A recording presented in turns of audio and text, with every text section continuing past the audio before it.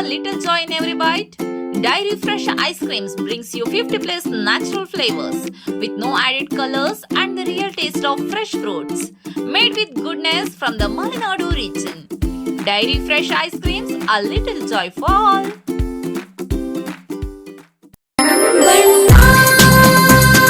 Surfa Coats. Surfa Coats. ಸರ್ಫಾ quotes ರವರ ಸುದೀರ್ಘ ಬಾಳಿಕೆಯ ಸುಂದರವೂ ಆದ ಜಲಾಧಾರಿತ ಪರಿಸರ ಸ್ನೇಹಿ ಪೇಂಟ್ಗಳನ್ನೇ ಬಳಸಿ. Surfa luxury emulsion paint, odourless, low VOC, good for health, good for earth. Surfa Coats. ಜನವರಿ 22ರಿಂದ ಅಧಿವೇಶನ ನಡೆಯಲಿದೆ. ಯಾಕೋ ವಾತಾವರಣ ನೋಡಿದ್ರೆ ಇದು ಈಗಿರುವ ಮುಖ್ಯಮಂತ್ರಿಗಳ ಕೊನೆಯ ಅಧಿವೇಶನ ಅನ್ಸುತ್ತೆ ಅಂತ ಶಾಸಕ ಚನ್ನಬಸಪ್ಪ ಭವಿಷ್ಯ ನುಡಿದಿದ್ದಾರೆ. ಶಾಸಕರ ಕಚೇರಿಯಲ್ಲಿ ನಡೆದ ಪತ್ರಿಕಾಗೋಷ್ಠಿಯಲ್ಲಿ ಅವರು ಮಾತನಾಡಿದ್ದು, ಅಧಿವೇಶನ ಕರೆದಿದ್ದಾರೆ, ಕಾಂಗ್ರೆಸ್ನವರ ತರಾತುರಿ ನೋಡಿದ್ರೆ ಸಿದ್ದರಾಮಯ್ಯನವರದು ಇದೇ ಕೊನೆ ಅಧಿವೇಶನ ಅನ್ನೋ ಹಾಗಿದೆ. ಹೊಸಬರು ಬರ್ತಾರೆ, ಯಾರೇ ಬಂದರೂ ಇನ್ನು ಮುಂದಾದರೂ ರಾಜ್ಯದ ಅಭಿವೃದ್ಧಿ ಕಡೆಗೆ ಗಮನ ಕೊಡಲಿ.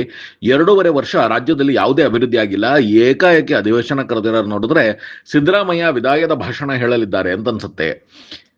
ಈ ಬಾರಿ ಬಜೆಟ್ ಹೊಸ ಮುಖ್ಯಮಂತ್ರಿಗಳು ಮಂಡಿಸಲಿದ್ದಾರೆ ಅಂತ ಶಾಸಕ ಚನ್ನಬಸಪ್ಪ ಹೇಳಿದ್ರು. ಒಂದು ಸಣ್ಣ ಬ್ರೇಕ್ ಮುಗಿಸಿ ಚನ್ನಬಸಪ್ಪ ಏನ್ ಹೇಳಿದ್ರು ಕೇಳೋಣ ಬನ್ನಿ. ನಿಮಗೆ ಅಸ್ತಮ ರೀತಿಯ ನಿರಂತರ ಕೆಮ್ಮು, ಶೀತ, ಉಸಿರಾಟದ ತೊಂದರೆಯೇ? ನಿಮ್ಮ ಶ್ವಾಸಕೋಶಕ್ಕೆ ತಕ್ಷಣದ ಸಹಾಯದ ಅಗತ್ಯವಿದೆ. ನಿಮ್ಮ ಶ್ವಾಸಕೋಶದ ಸಂಪೂರ್ಣ ಪರೀಕ್ಷೆಗಾಗಿ ನಂಜಪ್ಪ ಲೈಫ್ ಕೇರ್ ನಿಮಗಾಗಿ ತಂದಿದೆ ಬೇಸಿಕ್ ಹಾಗೂ ಪ್ರೀಮಿಯಂ ಪ್ಯಾಕೇಜ್ಗಳು. ಬೇಸಿಕ್ ಪ್ಯಾಕೇಜ್ ಕೇವಲ 1,550 ರೂಪಾಯಿಗಳು ಮಾತ್ರ. ಪ್ರೀಮಿಯಂ ಪ್ಯಾಕೇಜ್ ಕೇವಲ 2,850 ರೂಪಾಯಿಗಳು ಮಾತ್ರ. ನಿಮ್ಮ ಶ್ವಾಸಕೋಶದ ಆರೈಕೆಗಾಗಿ ತಕ್ಷಣ ಸಂಪರ್ಕಿಸಿ ನಂಜಪ್ಪ ಲೈಫ್ ಕೇರ್, ಗಾಡಿಕೊಪ್ಪ, ಸಾಗರ ರಸ್ತೆ, ಶಿವಮೊಗ್ಗ. ನಮ್ಮ ದೂರವಾಣಿ ಸಂಖ್ಯೆ 0818226730. ಇಸ್ಕಾನ್ ಶಿವಮೊಗ್ಗ ವತಿಯಿಂದ ಶ್ರೀ ಕೃಷ್ಣ ಬಲರಾಮರ ರಥಯಾತ್ರೆ ಮಹೋತ್ಸವ ಇದೇ ಜನವರಿ 24, 2026ರಂದು ಮಧ್ಯಾಹ್ನ 3 ಗಂಟೆಗೆ ರಾಮಣ್ಣ ಶೆಟ್ಟಿ ಪಾರ್ಕ್ ಆವರಣದಿಂದ ಉತ್ತರ ಪ್ರದೇಶ ಮಥುರಾದ ಇಸ್ಕಾನ್ ಗೋವರ್ಧನ ಅಧ್ಯಕ್ಷರಾದ ಪರಮಪೂಜ್ಯ ಅಸಿತ ಕೃಷ್ಣಸ್ವಾಮಿಯವರು ರಥಯಾತ್ರೆಗೆ ಚಾಲನೆ ನೀಡಲಿದ್ದಾರೆ. ರಥಯಾತ್ರೆಯು ಮಧ್ಯಾಹ್ನ 3:30ಕ್ಕೆ ಶಿವಮೊಗ್ಗ ನಗರದ ರಾಮಣ್ಣ ಶೆಟ್ಟಿ ಪಾರ್ಕ್, ಗಾಂಧಿ ಬಜಾರ್, ಶಿವಪ್ಪ ನಾಯಕ ವೃತ್ತ, ನೆಹರು ರಸ್ತೆ, ಗೋಪಿ ವೃತ್ತ, ದುರ್ಗಿಗುಡಿ ಮುಖ್ಯ ರಸ್ತೆ, ಜೈಲ್ ಸರ್ಕಲ್, ಕುವೆಂಪು ರಸ್ತೆ, ಶಿವಮೂರ್ತಿ ಸರ್ಕಲ್, ಮಹಾವೀರ ವೃತ್ತ ಮೂಲಕ ಎನ್ಇಎಸ್ ಮೈದಾನ ತಲುಪಲಿದೆ. ಸಂಜೆ 6:30ಕ್ಕೆ ಎನ್ಇಎಸ್ ಮೈದಾನದಲ್ಲಿ ಸಮಾರೋಪ ಸಮಾರಂಭ ಜರುಗಲಿದ್ದು, ಸಮಾರಂಭದಲ್ಲಿ ಹರಿನಾಮ ಸಂಕೀರ್ತನೆ, ಪ್ರವಚನ, ವೈಭವಪೂರಿತ ಸಾಂಸ್ಕೃತಿಕ ಕಾರ್ಯಕ್ರಮಗಳು, ವೈಭವ ಆರತಿ, ನಂತರ ಮಹಾಪ್ರಸಾದ ವಿತರಣೆಯಾಗಲಿದೆ. ತಮ್ಮೆಲ್ಲರಿಗೂ ಕೂಡ ಶ್ರೀ ಕೃಷ್ಣ ಬಲರಾಮ ರಥಯಾತ್ರೆಗೆ ಭಕ್ತಿಪೂರ್ವಕವಾದ ಸ್ವಾಗತ.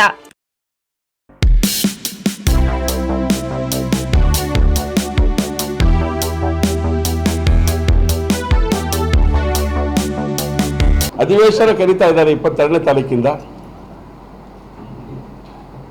ಯಾಕೋ ಅವರು ತರಾತುರಿ ಮಾಡ್ತಿರೋದು ನೋಡಿದ್ರೆ ಇದು ಅವ್ರದ್ದು ಕೊನೆ ಅಧಿವೇಶನ ಅನಿಸ್ಲಿಕ್ಕೆ ಪ್ರಾರಂಭ ಆಗಿಬಿಟ್ಟಿದೆ ನಮಗೆ. ಅವರದ್ದು ಕಾಂಗ್ರೆಸ್ಸಿನ ಈಗ ಯಾರು ಮುಖ್ಯಮಂತ್ರಿ ಇದ್ದಾರೆ ಸಿದ್ದರಾಮಯ್ಯನವರು, ಅವ್ರದ್ದು ಕೊನೆನಾ ಅಂತ ಅನ್ಸಕ್ಕೆ ಶುರು ಆಗುತ್ತೆ. ಸೊ ಹೊಸ ಮುಖ್ಯಮಂತ್ರಿಗಳು ಬರ್ತಾರೆ ಅಂತ ಅನ್ಸುತ್ತೆ.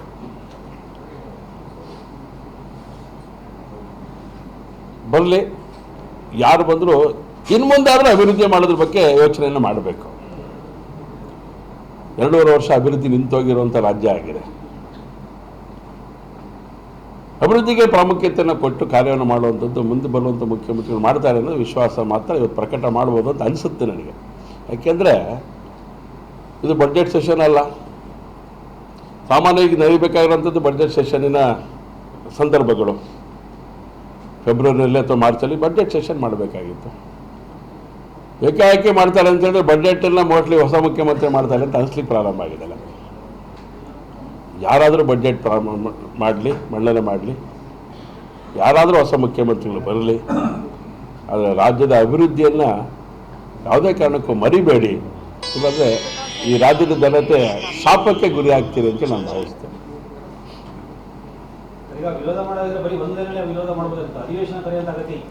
ಅವಶ್ಯಕತೆ ಇರಲಿಲ್ಲ. ಸೊ ಅದಕ್ಕೆ ನಮಗೆ ಹಾಗೆ ಅನಿಸಿರೋದು. ನಮಗೆ ಇದೆಲ್ಲ ಯಾಕೆ ಅನಿಸ್ತಿದೆ, ಮುಖ್ಯಮಂತ್ರಿ ಬದಲಾವಣೆ ಆಗ್ತಾರೆ ಅಂತ ಯಾಕೆ ಅನಿಸ್ತಿದೆ ಅಂತ ಹೇಳಿದ್ರೆ, ಈ ವಿಷಯವನ್ನು ಇಟ್ಕೊಂಡು ವಿಶೇಷ ಅಧಿವೇಶನ ತರುವಂಥ ಅವಶ್ಯಕತೆ ಇರಲಿಲ್ಲ.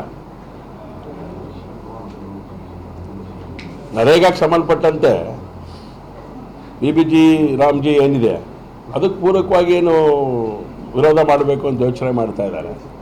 ಅದಕ್ಕೆ ವಿಶೇಷ ಅಧಿವೇಶನ ಕರೆಯುವಂಥ ಅಗತ್ಯ ಇದೆ ಅಂತ ನಮಗೇನು ಅನಿಸಲಿಲ್ಲ.